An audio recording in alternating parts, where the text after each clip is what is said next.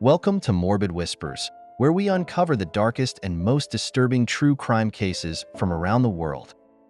Today, we dive into the unimaginable horror of the Josef Fritzl case, a story of betrayal, captivity, and survival that shocked the world. For 24 years, Fritzl held his own daughter, Elisabeth, captive in a secret basement, subjecting her to unspeakable abuse. How did one man conceal such evil for so long? And how did Elisabeth find the strength to plan her escape and expose the truth? Join us as we explore the terrifying details of one of the most infamous cases of modern times. Josef Fritzl was raised in a turbulent household, dominated by an abusive mother who instilled in him a deep-seated need for control and dominance. Despite a seemingly normal life as a husband, father, and electrical engineer, Fritzl harbored dark desires that would later manifest in the most horrifying ways. Fritzl's marriage to Rosemary produced 7 children, the fourth of whom was Elisabeth, born on April 6, 1966. From a young age, Elisabeth was subjected to her father's manipulative and controlling behavior. When she turned 11, this control escalated into sexual abuse, which continued for years without anyone suspecting the horrors unfolding behind the walls of their home. By the time Elisabeth turned 18, she had tried to escape the suffocating grip of her father once before, running away from home in 1983. However, the authorities found her and returned her to her family, unaware that this act would seal her fate for the next 2 decades. On August 28, 1984, Fritzl took his manipulation and control to a new level. He lured Elisabeth into the basement of their home under the pretense of needing help with a door installation. Once inside, Fritzl drugged his daughter and locked her in a custom-built, soundproof cellar he had been preparing for years. This dungeon, concealed beneath the unassuming family home, was where Elisabeth would spend the next 24 years of her life in captivity. The cellar was a small, windowless maze, with just 60 square meters of space divided into a series of interconnected rooms. It was a place devoid of sunlight and fresh air, where Elisabeth was forced to endure unimaginable physical and psychological torment. Josef Fritzl visited her frequently, bringing food and supplies while subjecting her to repeated sexual assaults. The sexual violence was relentless, leading to multiple pregnancies. Elisabeth gave birth to 7 children in these squalid conditions. The first, Kirsten, was born in 1988, followed by Stefan and 5 others. One of the twins died shortly after birth due to inadequate care, and Fritzl disposed of the infant's body in an incinerator.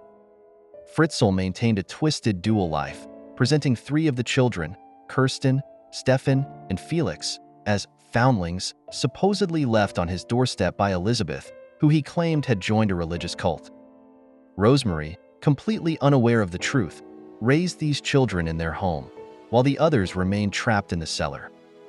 Throughout the years of Elisabeth's captivity, Josef Fritzl maintained an outward appearance of normalcy, but not everyone was entirely convinced. One of Fritzl's tenants, who rented an apartment in the Fritzl family home, began to grow suspicious of Fritzl's secretive behavior and the strange noises coming from the basement. Despite these concerns, the tenant never felt comfortable enough to confront Fritzl or alert the authorities, largely due to Fritzl's reputation as a strict and imposing landlord. These suspicions, however, would later become crucial in the unraveling of Fritzl's horrific secret. After enduring nearly 2 decades of captivity, Elisabeth began to plan for her escape. Over the years, she had tried to maintain some semblance of normalcy for her children, teaching them to read and write with the limited materials Fritzl provided.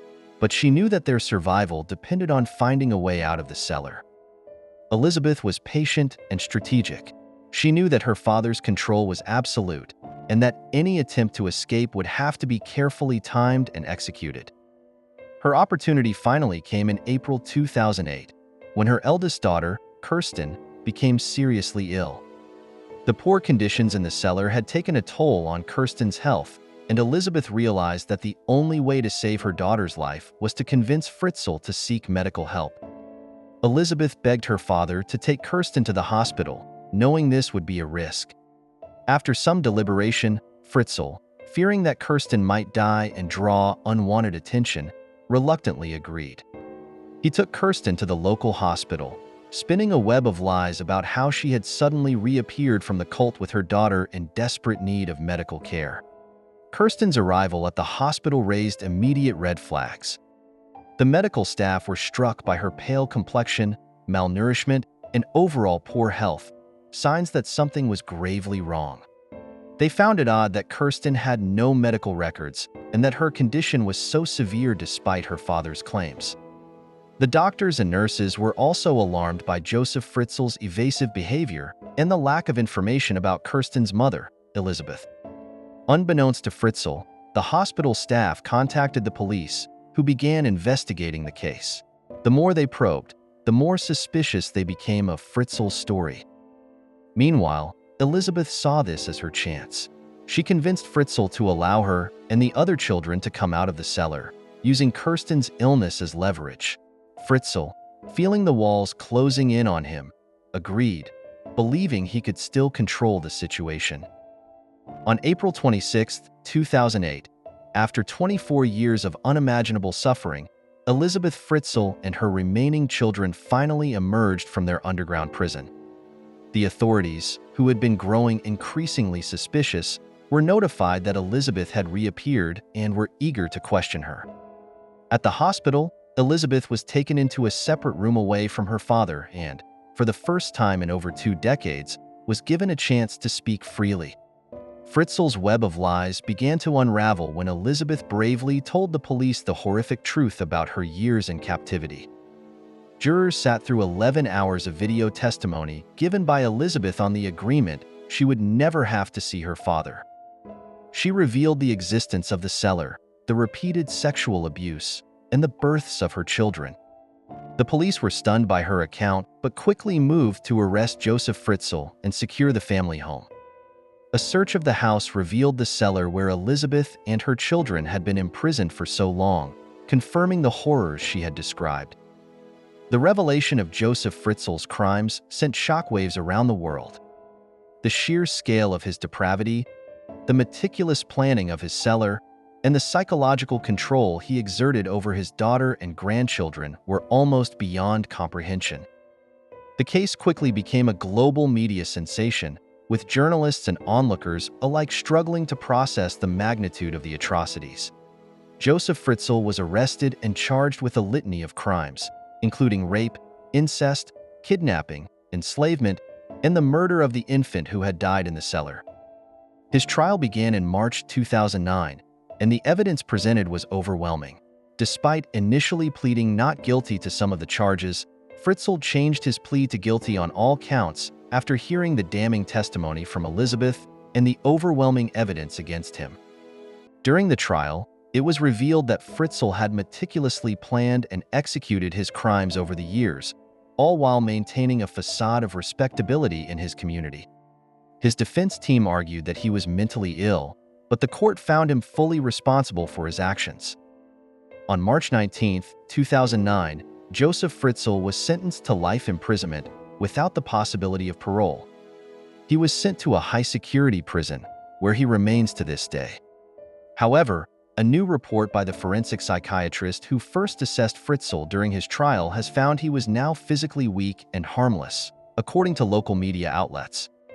Since his sentencing, Fritzl has been held in a high-security psychiatric prison in Krems, a town around 70 kilometers west of Vienna. A spokesperson for the Krems Regional Court told Reuters that Fritzl could be moved from the psychiatric facility to a regular prison, where he would be eligible for parole. In 2022, a regional court deemed he was no longer a danger and could be transferred to a regular prison, but this was later disputed by a higher court.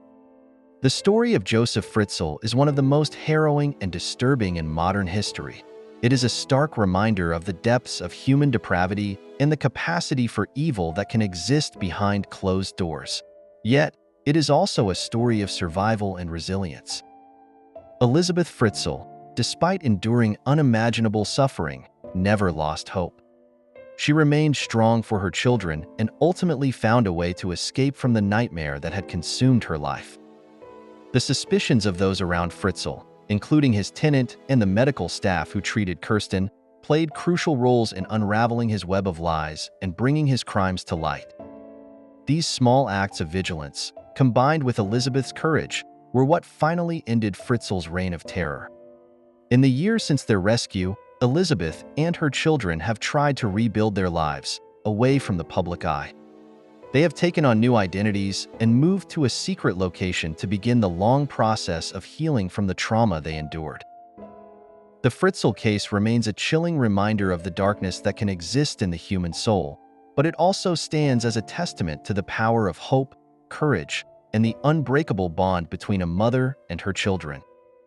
Thank you for watching this chilling account of the Josef Fritzl case. The depth of human depravity in this story is almost beyond comprehension, but so too is the resilience and courage of Elisabeth Fritzl. If this case left you as shocked as it did us, please subscribe to Morbid Whispers for more deep dives into true crime's darkest tales. Your thoughts and discussions are always welcome, so don't forget to like, comment, and share your views below.